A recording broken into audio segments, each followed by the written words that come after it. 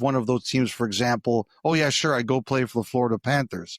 Well, the Florida Panthers can't make that deal. So but I'm sure there's a couple other like that too. But this was supposed to be a big summer for the Flames, because before the cap really jumped, they were one of the few teams with room. And I think they were really hoping to take advantage of that. Well, now more people had room, and it made it harder to take advantage of.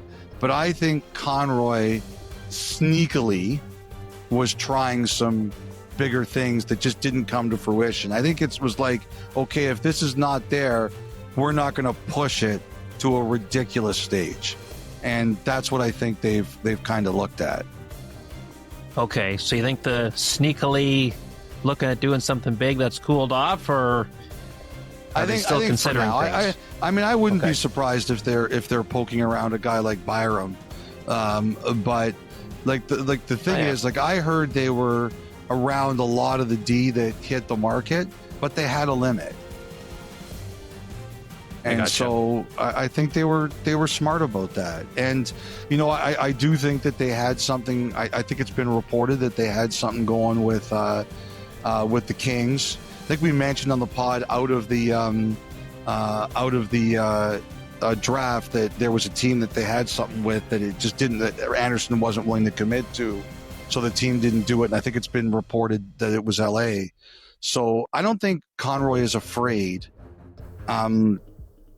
to do something big, but I think he's got goals, and he's got to hit those goals before he does it.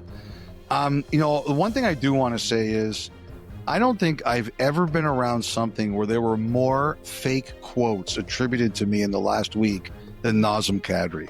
I don't know what is going on with you people out there.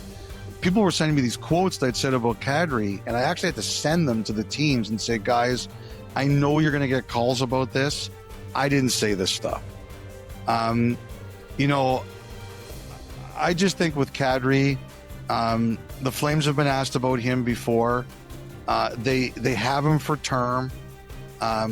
Unless he comes to them and says, I don't think it's working here, I want to go somewhere to compete, or they absolutely get their socks blown off to the point where they have to go to him and say, we want to do this, I don't think that's happening. Like, I don't think the Flames are really in a hurry to trade Nazem Kadri right now.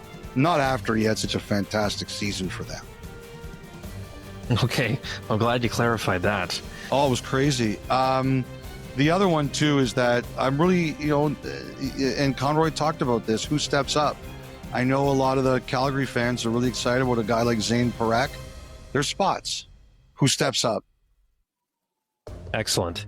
The Edmonton Oilers, Elliot. So Evan Bouchard, the 4-year deal, you touched on it earlier in the podcast about why they went to the number that they did. Is there anything else about that contract you want to touch on and how they got that one done?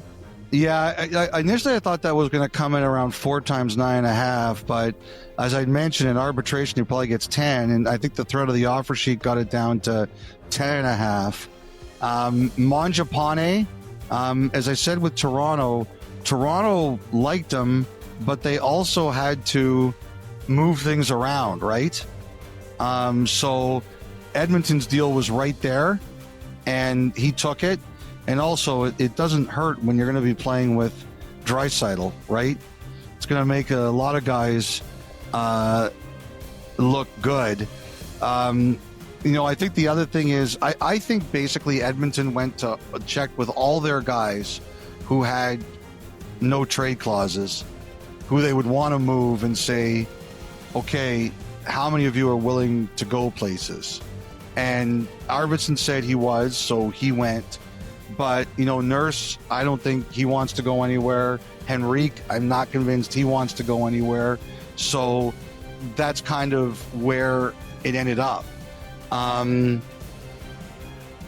They made it clear they like being part of something where they can win, and they decided to stay, as is their right. I'm curious about the right side next to Draisaitl. Right now, maybe Podkolzin. We'll see.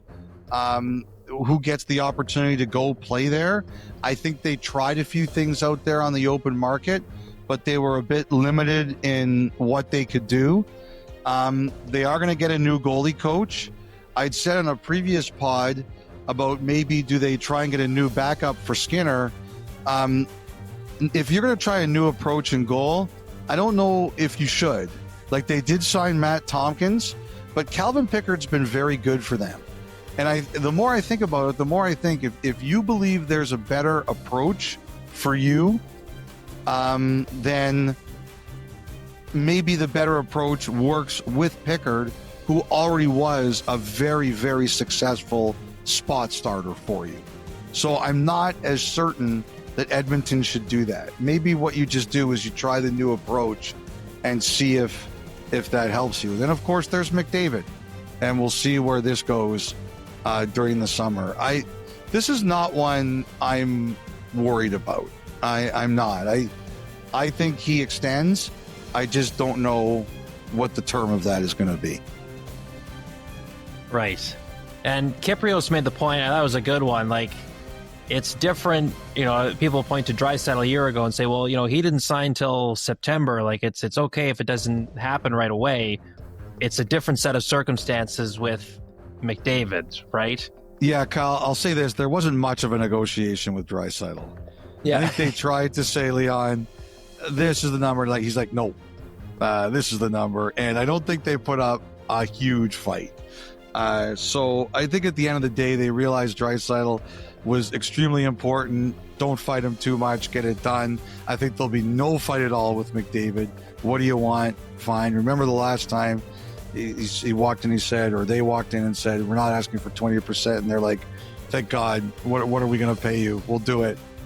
Don't make us think twice. And yeah, like, again, I think he's going to sign. I just don't know the term. I'm not, honestly, I think I've been around long enough to know when there's fear of losing someone. I don't feel that here. I just don't. All right. That's very good of you to calm the waters. You usually like to do the opposite. So I'm hearing you out this time. It's summer. Everyone's supposed to be happy. Slackwater. This is happy time.